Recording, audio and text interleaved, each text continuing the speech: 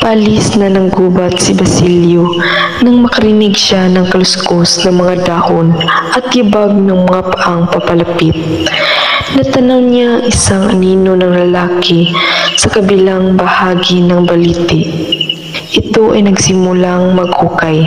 Kinabahan si Basilio.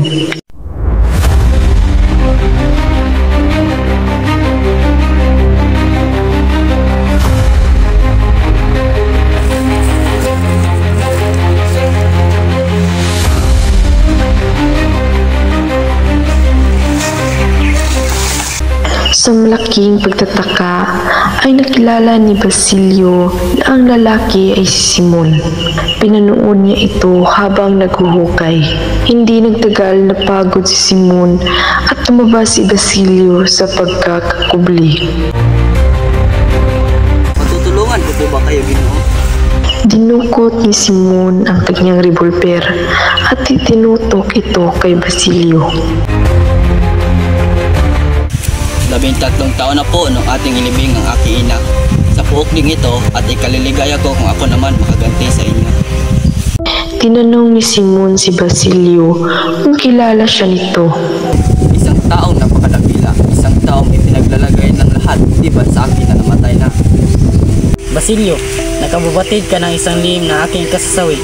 Hindi kita papatayin sa pag-asang hindi ko ito pagsisisihan. Isinalaysay ni Simon kay Basilio ang kanyang buhay sa nagdaang 13 taon. Naglagalag ako at nagsikap, makaipon ng maraming salapi upang may sagawa ko ang aking layon. Nagbalik upang pabagsakin ang masamang pamahalaan, padaliin ang kanyang pagkasira kahit na dumanag pa ng maraming dugo. Kabataan na walang karanasan at mapangarapin, hinihingi nyo ang wikang Kastila. Ngunit ano ang magiging hangarin ninyo? Ano ang inyong mapapala upang lalo kayong hindi magkaintindihan? Hindi po, kung hindi dahil sa Kastila, mapapalapit tayo sa pamahalaan. Magiging sani ito ng paglalapit-lapit ng mga pulo. Isang pagkakamali, ano ang gagawin nyo sa wikang Kastila? Papatayin ang wikang katutubo? Ipailalim ang inyong kaisipan sa ibang isipan at maging malaya. Lalo kayong magiging alipin. Sa halip ay tulungan mo ako, gamitin mo ang iyong lakas sa kabataan upang kalabanin ang mga lihis na akala. Iyan ang dahilan kung bakit ikaw ay nais kong mabuhay pa. Totoo, napakalaking karangalan na mapagtapatan ng inyong mga balak, ngunit hindi ko magagawang gapanan ng inyong hinihiling. Ang hangarin ko lamang ay gamutin ang mga sakit ng aking mga kababayan. Kahit hindi ka handa sa aking hinihintay na pag-asa, sa araw na ikaw ay magbago ng paniniwala, ay hanapin mo lang ako sa aking tahanan sa eskolta at paglilingkuran kita ng buong puso.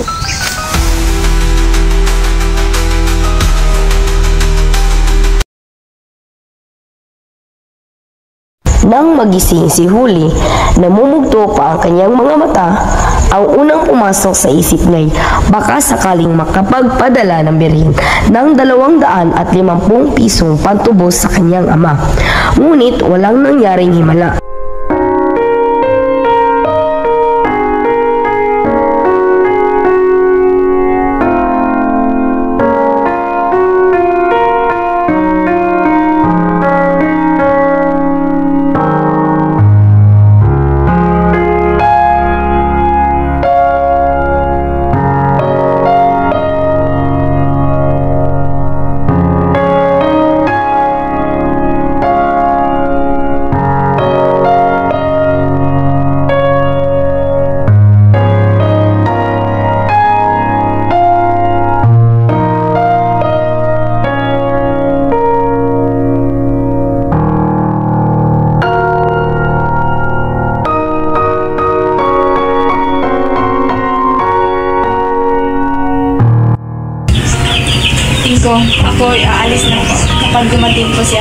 sabihin po ninyo sana na ako'y nakapasok na sa kolehiyo sa bahay ni Hermana Pinsa. Ako po'y maglilingkod doon kapalit ng halagang ipagtutubos ko kay Ama. Kaya ako po'y aalis na.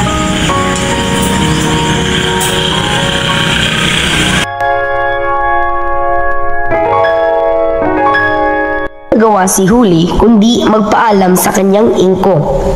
Naramdaman niyang bumibigat ang kanyang mga paa habang palayo siya sa kanilang tahanan.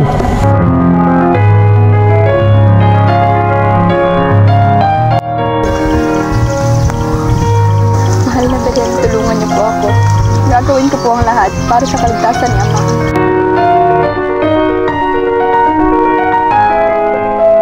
Naiwan si Tandang Selo mag-isa sa bahay. Pinanood niya ang mga taong nakabihis ng maganda, magagarang damit at mga ngiti sa mukha habang sila'y patungo sa simbahan para magsimba at mamasko.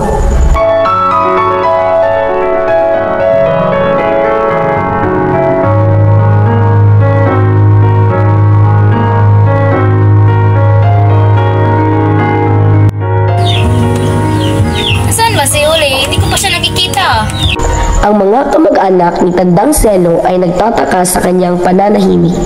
Tila wala siyang naririnig. Sinubukan niyang kausapin siya, ngunit walang lumabas na salita mula sa kanyang bibig. Napipoy na si Tandang Selo! Sa kanyang pag-iisa, naglaho na rin ang boses ni Tandang Selo. Tulad ng pagkawala ng lahat ng kanyang minamahal, pamilya, lupa at dangal.